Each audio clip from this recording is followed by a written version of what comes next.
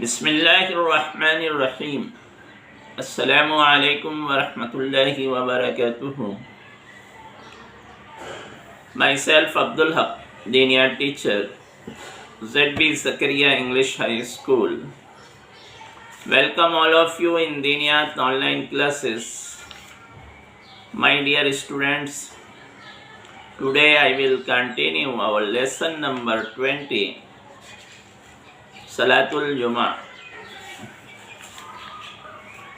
In previous lectures, I have been explained the importance of Jummah and the importance of Salatul Jummah and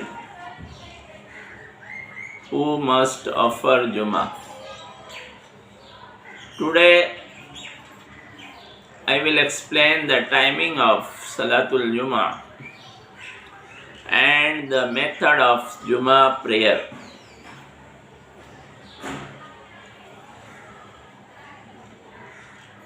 The timing of Jummah prayer starts after Zawal and lasts up to the beginning of Asr.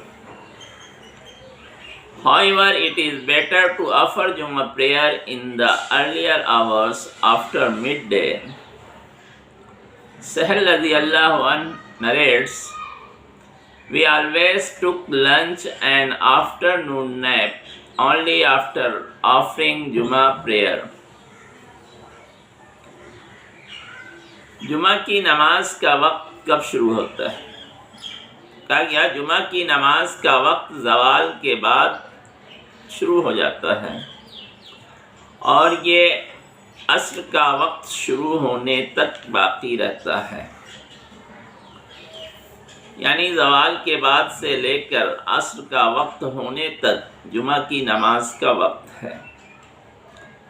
لیکن better یہ ہے کہ جمعہ کی نماز اول وقت میں ادا کی جائے اور اس میں بھی بہتر یہ ہے کہ دوپہر ڈھلنے کے بعد زوال ہونے کے بعد فوراً ادا کر لی جائے، کیونکہ ایک حدیث ہے جس میں حضرت سہل رضی اللہ عنہ بیان کرتے ہیں کہ ہم اللہ کے رسول صلی اللہ علیہ وسلم کے زمانے میں ہمیشہ دوپہر کا کھانا اور دوپہر کا قیلولہ جمعہ کی نماز ادا کرنے کے بعد کیا کرتے تھے. تو اس سے یہ ثابت ہوتا ہے کہ جمعہ کی نماز کا وقت زوال کے بعد شروع ہو جاتا ہے، تو بالکل اول وقت میں ہی ہمیں جمعہ کی نماز ادا کرنی چاہیے. اب جمعہ کی نماز کا میتھڈ کیا ہے، طریقہ کیا ہے؟ کہا گیا اذان فار جمعہ prayer is called twice. After the first adhan we reach the Jama Masjid and offer Sunnah prayer. If a person enters the mosque after Imam has started delivering khutbah, he should offer 2 rakat Sunnah. Prophet sallallahu alaihi wasallam said, "If one of you enters in the mosque on the day of Jummah and the Imam is delivering the khutbah, he should pray 2 rakat and make them quick."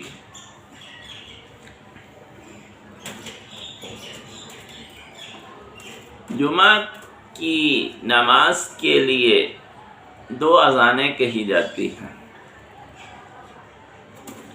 تو پہلی اذان کے بعد ہمیں جامع مسجد جمعہ کی نماز کے لیے پہنچ جانا چاہیے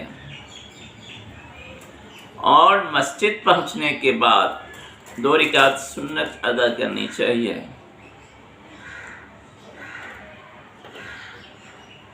کیونکہ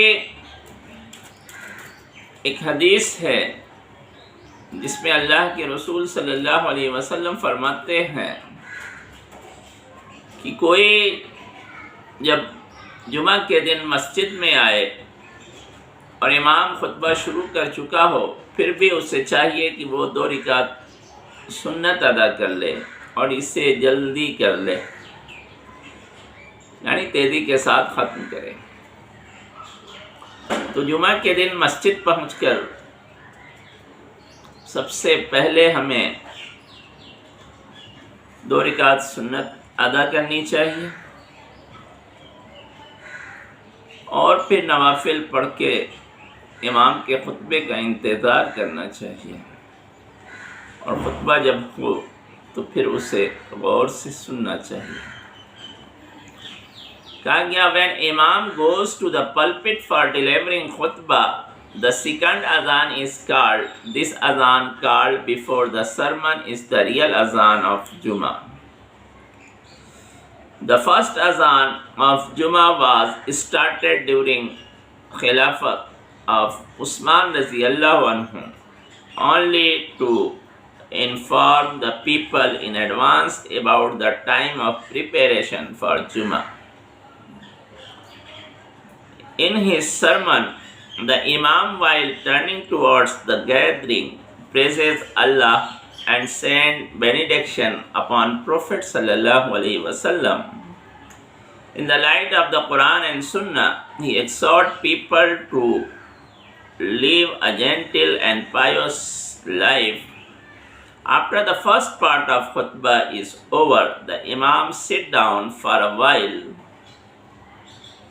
In the second part too, he praises Allah and sends benedictions upon Prophet sallallahu alaihi wasallam. He praises the companion of the Prophet sallallahu alaihi wasallam and prays for the glory of Islam and Muslims. A sample of khutbah is given in a separate chapter.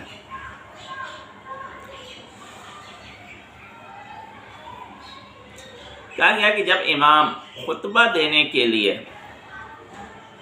ممبر پر تشریف لے جائے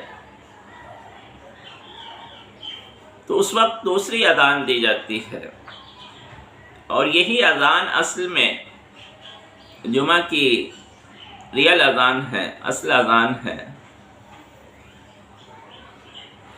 پہلی اذان تو صرف لوگوں کو جمعہ کی تیاری کے لیے باخبر کرنے کے لیے دی جاتی ہے، اور یہ حضرت عثمان رضی اللہ عنہ جب خلیفہ تھے تو ان کے زمانے میں شروع ہوئی، تاکہ لوگ وقت سے پہلے تیار ہو کر جمعہ کے لیے پہنچ جائیں۔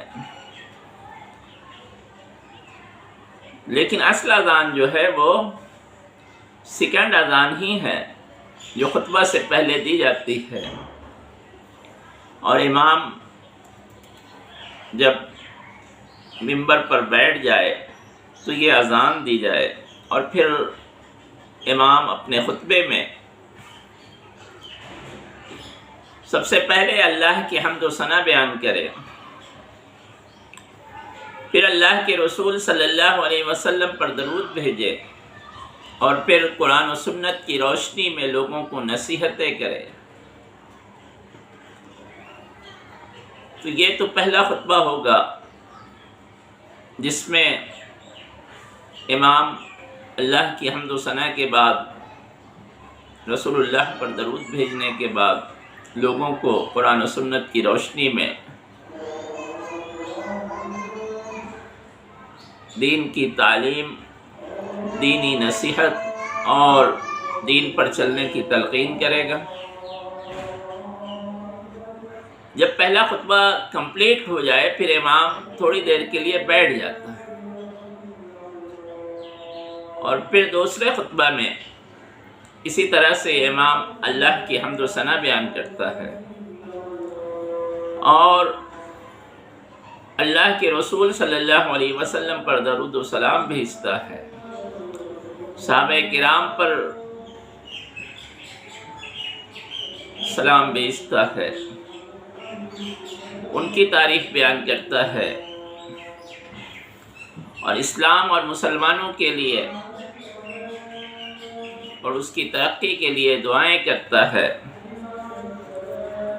تو اس طرح سے امام اپنا دوسرا خطبہ مکمل کرتا ہے۔